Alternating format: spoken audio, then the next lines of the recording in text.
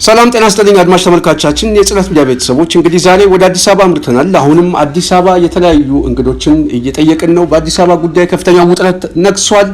ይሄንን አስመልክቶ አዲስ አበባ ምንድነው ያለው? ስለዚህ ጉዳይ የተለያዩ ሐሳቦች እየሰጡ ነው። በነገራችን ላይ የከተማው ሕዝብ የኦህዴድን ፖለቲካ እንዴት እንደሚገመግመው እንዴት እንደሚተነትነው መለል ያሉትን ሰዎች ሲሰሙ ደግሞ የበለጠ እንዴት እንደምትረኩበት ተስፋ አደርጋለሁ እና ይሄንን ፕሮግራም ያላዳመጣችሁ አዳምጡ። የአዲስ አበባ ነዋሪ በተለይ ይሄንን ፕሮግራም ተከታተል። ጽናት ሚዲያ ላይክ፣ ሼር፣ ሰብስክራይብ በማድረግ ይሄንን ፕሮግራማችን ለህዝቡ እንዲደርስ ለከተማው ህዝብ እንዲደርስ የበኩላችሁ ሚና ተወጡ። ጽናትን ደግፉ። ጽናትንም እየደገፋችሁ ፕሮግራማችን እያዳመጣችሁ ሼር፣ ላይክ፣ ሰብስክራይብ ማድረጋችሁ እንዳትረሱ በታላቅ አክብሮት እንጠይቃለን። እንግዲህ በአዲስ አበባ ከተማ ላይ የተለያዩ አዋጆች ወጥቷል። እንግዲህ ጨፌ ላይ ሲቀነቀን የነበረው አዋጅ እየተገለባበጠ የቤተ መንግስቱም አጀንዳ ሆኖ አሁን ወደ ምክር ቤትም ሄዶ የአዲስ አበባ ጠቅላይነትን በይፋ አጽድቋል። ለዚህም የኦሮሚያ ልዩ ኃይልና መደበኛ ፖሊስ አስመልክቶ እንደዚሁ በፍርድ ቤት በኦሮሚያ ፍርድ ቤት ላይ የመዳኘት ነጻነት የሚያጎናጽፈውን አዲስ ረቂቅ አዋጅ አጽድቀዋል። ይሄ ከህገ መንግስቱ አንቀጽ 49 የሚጣረስ ነው። በተለይ አዲስ አበባ በኦሮሚያ ማዕከል ስላለች የሚለውን የእኛ ናት በሚል አዲስ አበባን የከተማ አስተዳደሩን እና ፖለቲካ አስተዳደሩን የጸጥታ መዋቅሩንም የህግ ትርጓሜውንም እንግዲህ ፍርድ ቤትንም እየጠቀለሉ እየወሰዱ ነው። ይሄ ጠቅላይነት በከተማ ውስጥ ከፍተኛ ውጥረት ፈጥሯል። ሰላም ጤና ይስጥልኝ ወንድማችን፣ እንደምን ሰላም ነው ወይ? ሰላም ነው። ከኋላ ጫጫታ አለ። ከኋላ ይሰማል? ይሰማኛል።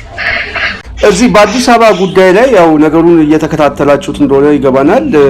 ትላንትና በተለየ መልኩ ኦሮሚያ በአዲስ አበባ ላይ የተለየ ባለቤትነት የሚሰጠውን አዋጅ አጽድቋል። ይሄ አዋጅ ደግሞ በተለይ ከህገ መንግስቱ አንቀጽ 49 ጋር የሚጣረስ ነው። የአዲስ አበባን ከተማ የራስን በራስ የማስተዳደር ሙሉ ስልጣኑን የሚገፍ ነው። በዚህ ጉዳይ ላይ ከተማው ላይ በጣም በከፍተኛ ውጥረት እንዳለ እየተሰማ ነው። ምንድነው ያለው ሁኔታ? እንግዲህ ያው እንደምታውቀው ይሄ ውጥረት ከጀመረ ቆይቷል። 8 ዓመት ነው የቀጠለው ውጥረት ነው። 8 ዓመት አዲስ አበባ በራሷ ጉዳይ ላይ ራሷን መወሰን የማትችል ከተማ ሆናለች።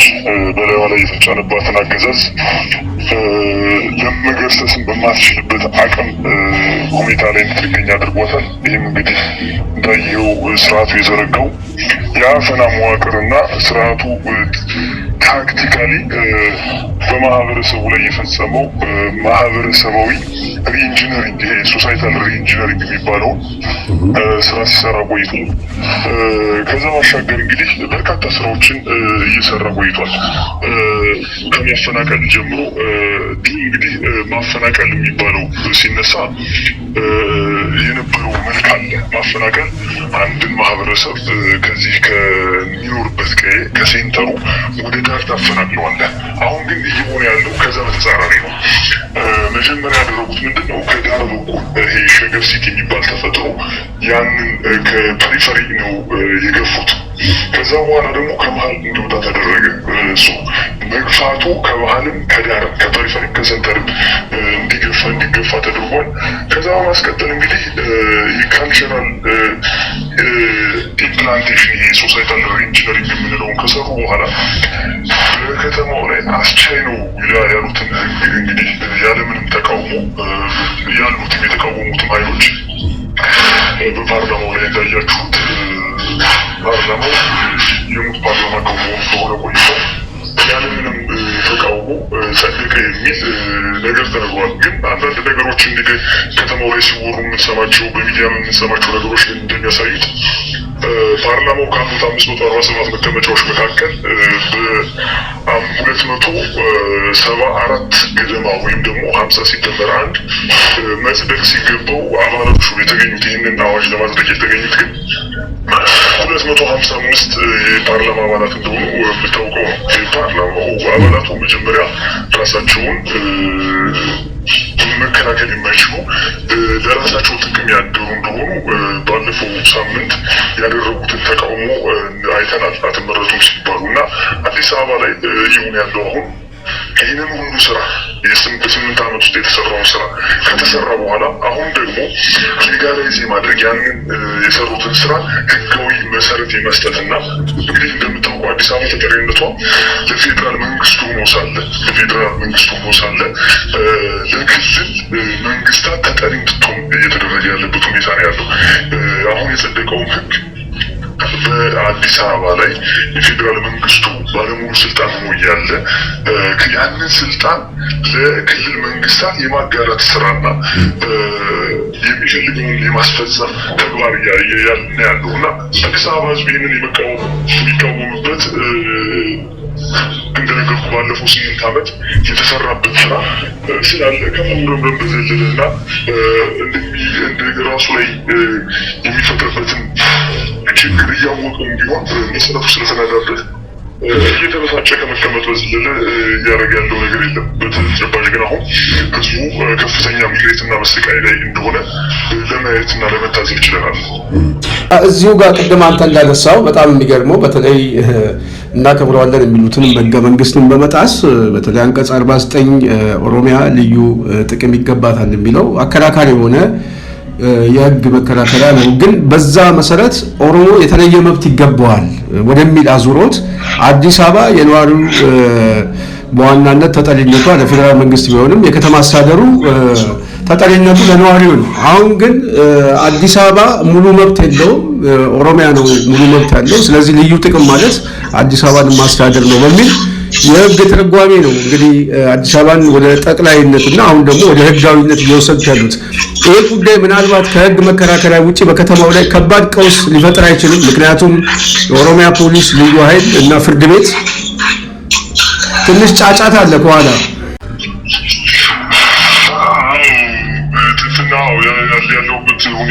ይህ ባለበት ሁኔታ ታዲያ የከተማው ህዝብ አንደኛ በትዕግስቱ እስከሄድ ድረስ ነው የሚለው ያው የብዙዎች ጥያቄ ነው። በሌላ በኩል ኦህዴድ ራሱ መጤ ነው። ምክንያቱም ልዩ ጥቅም ይገባኛል የሚለው ኦህዴድ በየትኛው የህግ ትርጉም ነው? ልዩ ጥቅም ራሱ የሚያከራክር ኦሮሞ ህዝብ በዋናነት ልዩ ጥቅም ያስፈልጓል ሲባል በአዲስ አበባ ዙሪያ ላይ ያለው ኦሮሞ የከተማው አንድ ነዋሪ ነው። ስለዚህ በመንገድ በጤና ጉዳይ በማህበራዊ ጉዳይ ላይ የተለየ አንዳንድ አገልግሎቶችን እንዲመቻችለት እንጂ ከተማውን ጠቅልሎ የከተማውን የፖለቲካ አስተዳደር መውሰድ አይደለም። አንዳንድ ልሂቃን አዲስ አበባ ከመሃል የተቀመጠች አይደለችም ይላሉ። ኦሮሞም እኮ እንዴት ከአዲስ አበባ ዙሪያ እንዴት ተቀመጠ? ምክንያቱም በኦሮሞ ዙሪያም እኮ አማራ አለ። ስለዚህ ደብረ ብርሃን ዙሪያ እኮ ኦሮሞዎች አሉ። እንዴት መጡ? ስለዚህ ይሄም ያከራክራል። ድሬዳዋ ከተማ፣ ሀረር ከተማ ላይ መሃል ሀገሬዎች አሉ። እንዴት መጡ?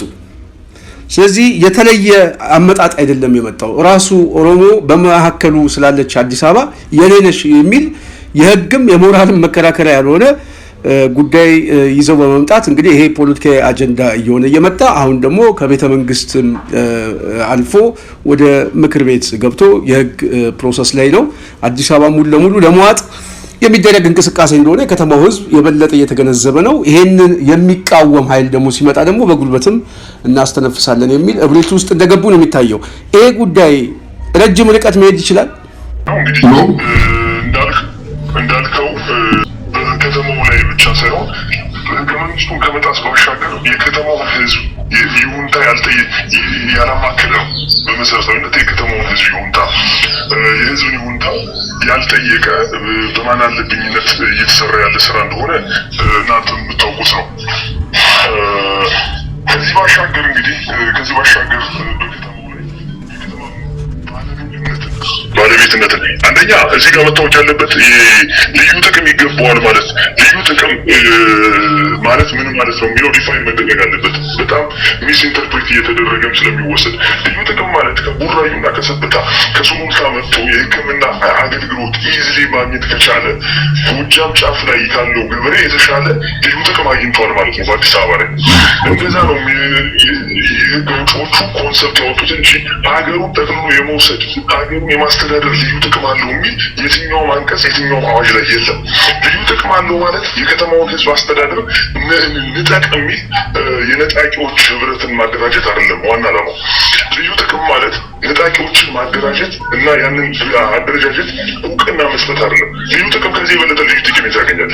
ተማሪዎቹ የገጠር እዚህ ከሱሉልታ ከሰበታ የመጡ ትምህርት አክሰስ ማድረግ ከቻለ ከዛ በላይ ልዩ ጥቅም ሊያገኝ የሚችልበት ሁኔታ ያለ አይመስለኝም። አሁን ግን እንዳልከው የተያዘው ልዩ ጥቅም የሚለው የተያዘበት አግባብ ግን ጭራሽ ካሳ እንዲከፈላቸውና የዜግነት እንዲከፈላቸው እዚህ አዲስ አበባ ላይ ብታይ በጣም በሚያሳዝን ሁኔታ በየመስሪያ ቤቶቹ በትዕዛዝ እየተቀጠሩ ያሉበት ሁኔታ ነው ያለው። በትዕዛዝ ከክፍለ ሀገር መጥተው ከዚህ ከኦሮሚያ ክፍል መጥተው በትዕዛዝ እየተቀጠሩበት ቅጥር እንኳን በትዕዛዝ እየተፈጸመ ያለበት ሁኔታ ነው ያለው። ከታከለ ኡማ ጀምሮ ሲሰራ የነበረውን በደንብ የምታውቁት ይመስለኛል እናንተ የሚዲያ አካላት እና ልዩ ጥቅም ማለት ቅድም እንዳልኩት ከቅርበቱ አንጻር የሚያገኘውን ጥቅም እንጂ በሕግ ተደንግጎ የሚሰጠው ወይም ካሳ የሚከፈለው ዜጋ ግን እንደሌለ ሊታወቅ ይገባል። ይሄ እንግዲህ በአዲስ አበባ ላይ ያሳደረውን የእድገት መቀጨጭ በአዲስ አበባ ማህበረሰብ ላይ ያሳደረውን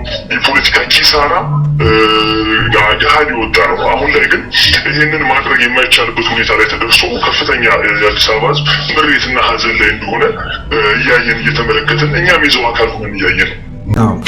ታዲያ ይሄ ጉዳይ አሁን እኮ በጣም በሚገርም እኮ የአዲስ አበባ ህዝብ መብቱ መጨቆን ነው፣ ኦሮሞ ግን መብቱ መጨቆን ነው የሚል ህግ ነው እየጸደቀ ያለው። ኦሮሞ እስከ መጨቆን ድረስ መብት አለው ብሎ የፌዴራል መንግስቱ ቅድም እንዳልከው ለክልል አሳልፎ ስልጣኑን አጋርቷል። ስለዚህ አዲስ አበባ ህዝብ በዚህ ጭቆና ውስጥ ተባባሪ ሆኖ ወይም ደግሞ ጭቆናውን ተቀብሎ የተራዘመ ጊዜ የመቀጠል እድል አለው ብለህ ታስባለህ? ይሄማ አሁን ይቀጥላል አይቀጥልም? እንዴት ሊቀጥል ይችላል? መጀመሪያ ሊቀጥል አይችልም። ግፍ ሆነ ደረጃ አለው። ያን ደረጃዎች አሉ። እንደነገርኩ ከዚህ ቀደም ዲስማንትል እስከ ማድረግ ጀምሮ የአዲስ አበባን ትግል በከፍተኛ ሁኔታ እስከ መጉዳት፣ ከዛም አልፎ ህዝቡን ምሬት ውስጥ እስከ መክተት፣ ከዛም አልፎ እስከ ማፈናቀል፣ ከቤት ንብረቱ እስከ ማስወጣት፣ አስወጥቶ ለጅብ እስከ ማስበላት፣ አሁን የግፍ ጽዋው ሞልቶ አሁን ግፈኞቹ ራሳቸው የሚቀጡበት ስቴጅ ላይ ነው ያሉት። ይህንን አሁን ለምሳሌ ቅድም የጸደቀው ህግ አለ። ልዩ ኃይል ፈርሷል የሚል ነበር አይደለ?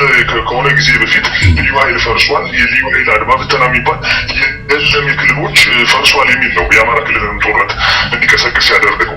አሁን ላይ የተደረገው በትናንት የወጣው አዋጅ እንዳየው ግን የኦሮሚያ መሬቶች ላይ የኦሮሚያ አድማ ብተናና የልዩ ኃይል አባላት ይሰበሰባሉ የሚል ነው። ምን ማለት ነው? ሁለት ነገሮች ማንሳት አለብን።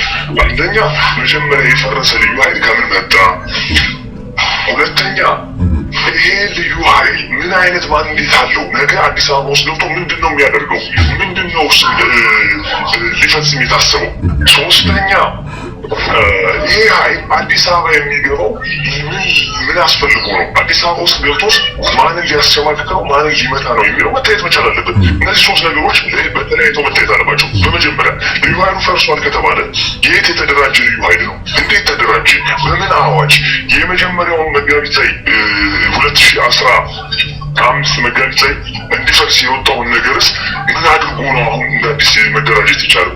ሁለተኛ ያነሳ ነው ደግሞ የትኛው መሬት ላይ ነው የሚሰፍረው? አዲስ አበባ ላይ ተቋሞች ሊኖሩ ይችላሉ። የአማራም ተቋም ሊኖር ይችላል። ነገ የአማራው ተቋሜን የማስጠብቀው በአማራ ልዩ ኃይል ነው ብሎ ልዩ ኃይል አደራጅቶ እዚህ የሚያመጣ ከሆነ ይሄ የኢንተረስት ኦፍ ኮንፍሊክት አይፈጥርም ወይ? ከከተማዋ የጸጥታ ኃይሎች ጋር ከፌዴራል መንግስት የጸጥታ ኃይሎች ጋር የኢንተረስት ግጭት አይፈጥርም ወይ?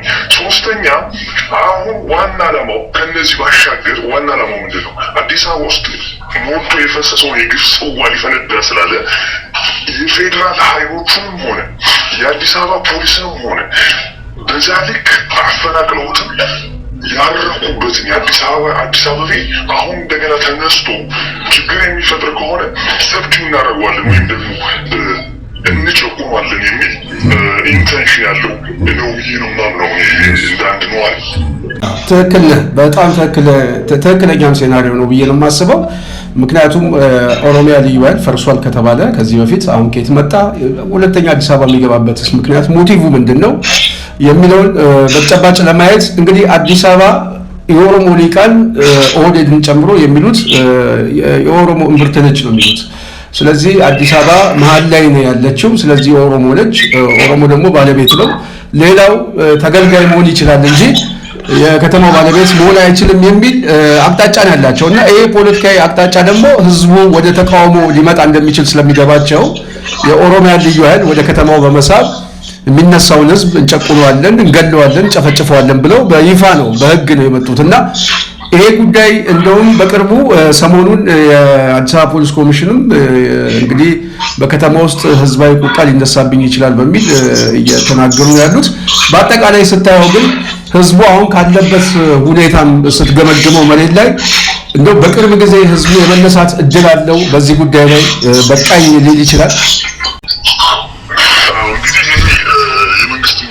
መታየት አለበት። መንግስት ምን ገመገመ የሚለውን ማየት ያስፈልጋል። እንዳየኸው መንግስት ምን ገምግሟል የሚለው ሲታይ በሚያሳዝን ሁኔታ ኢትዮጵያ ውስጥ ከአባዲና ጀምሮ ከአፄ ኃይለ ሥላሴ ጀምሮ የቆየ የፖሊስ ስርዓት አላት፣ የቆየ የመከላከያ ስርዓት አላት።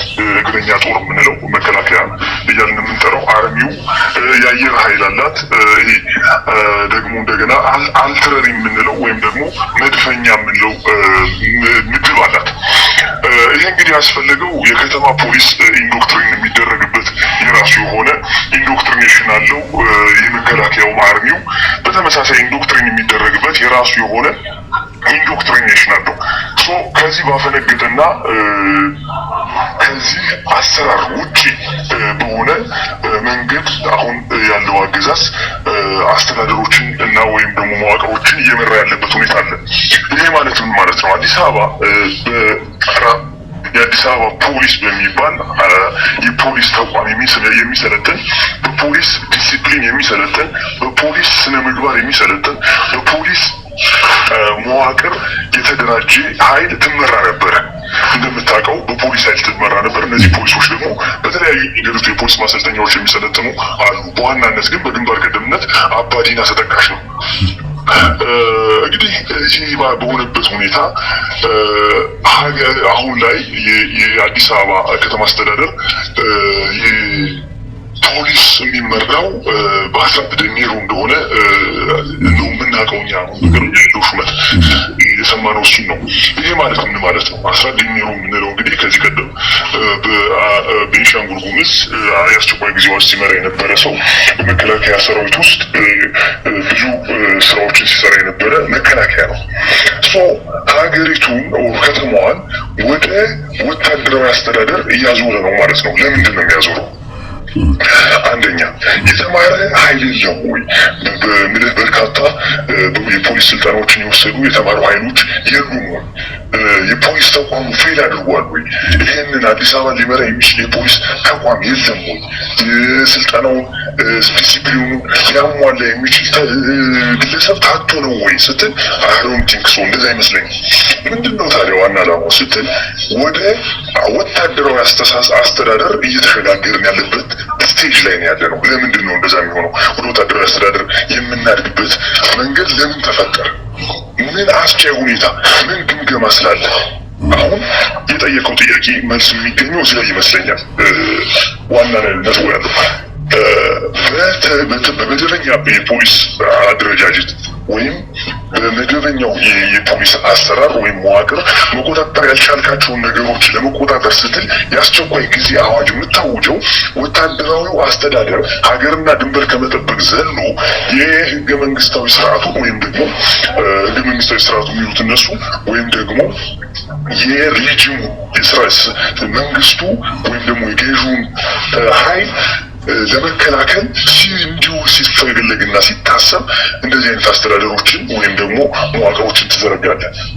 አዲስ አበባ አሁን ላይ እየተከናወነ ያለው ወደ ወታደራዊ አስተዳደር የማዞር ሂደት ነው እያየን ያለ ነው። ያ ለምን ስትል እንደቀደም እንዳልኩ በአዲስ አበባ ላይ የተፈጸመው ከፍተኛ የሆነ በደልና ሰቆቃ በህዝቡ ላይ የተደረገው አሰቃቂ እርምጃ ህዝቡን ወዳልተፈለገ ነገር ይመራዋል ብቻ ሳይሆን ከውጭም የሚመጣው ኢንፍሉዌንስ አለ።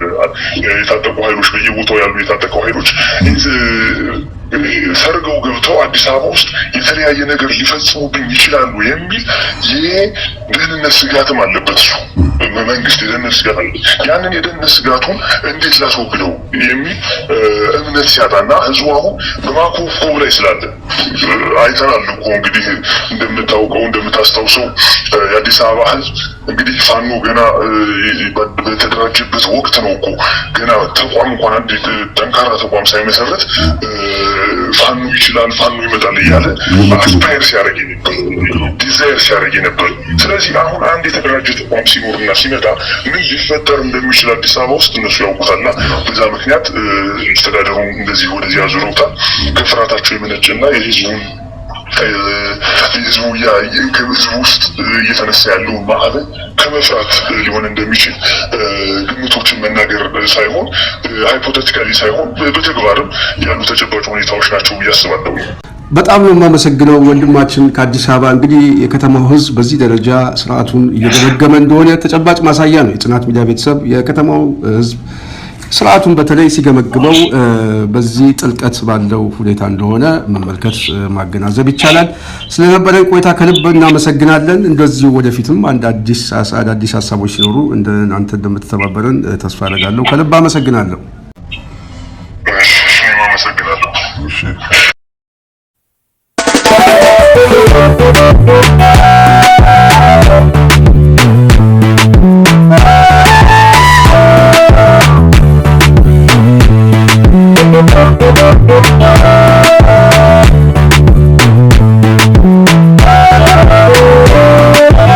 የአዲስ አበባ ልጅ ነኝ የማላችልልኝ ሌላ ከሌለኝ የትስ ሄዳለሁ ምንስ ሆናለሁ ጨለመብኝ አንቺ ናት ሀገሬ ሂጋገር ካሉኝ ሀገር አለኝ አባቴን ልጠይቅ ከተቀበረበት ሄድኩኝ ዝም አንቺ አዲስ አበባ ሞኝ ነሽ ተራራ ተወላችሁ እያለ የባለሽ እኔን ቸገረኝ ግራ የገባኝ ከልጆቼ ጋር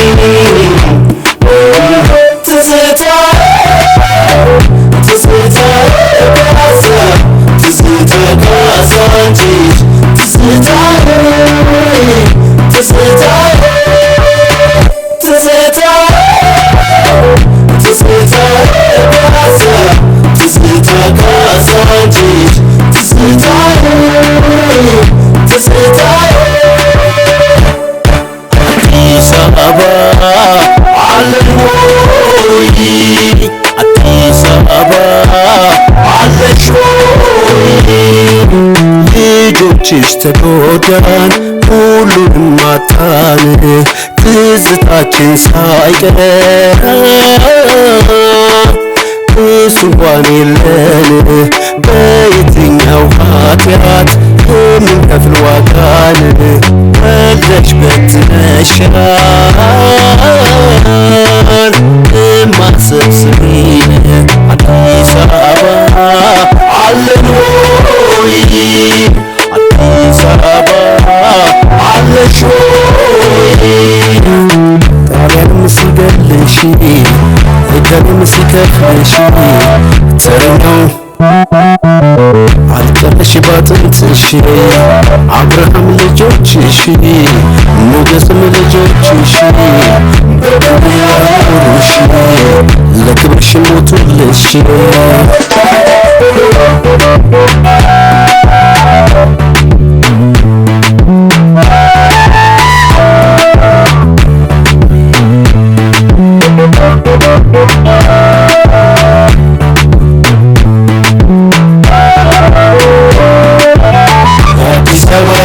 የማላችልልኝ ሌላ ከሌለኝ የትስ ሄዳለሁ ምንስ ሆናለሁ ጨለመብኝ አንቺ ናት ሀገሬ ሀገር ካሉኝ ሀገር አለኞኝ አባቴን ልጠይቅ ከተቀበረበት ሄድኩኝ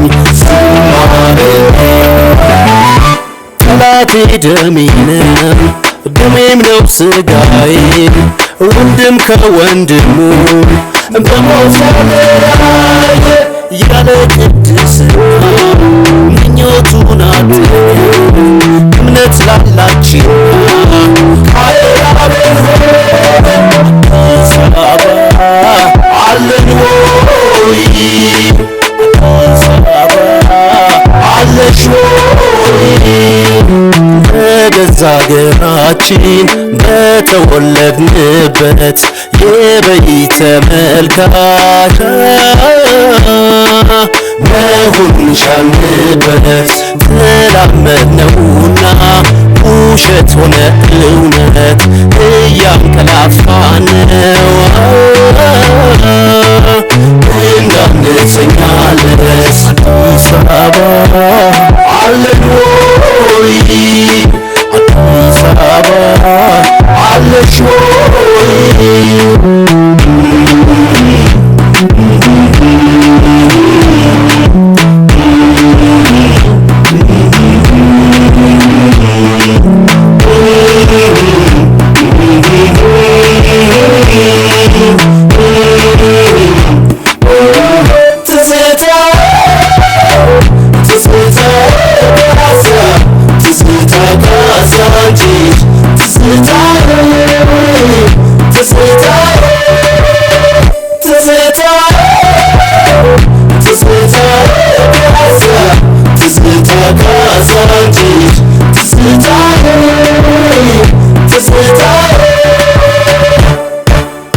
አዲስም ተውበሽ ቆስለሽም ተሞሸርሽ ማን ቢሆን የሚያቀባሽ አዳኝሽ ፈዋሽሽ ያሚን ደስ ያሚክበር አክብሮን ስናከብር ደስ ይላል በፍቅር ተማምነን ስንኖር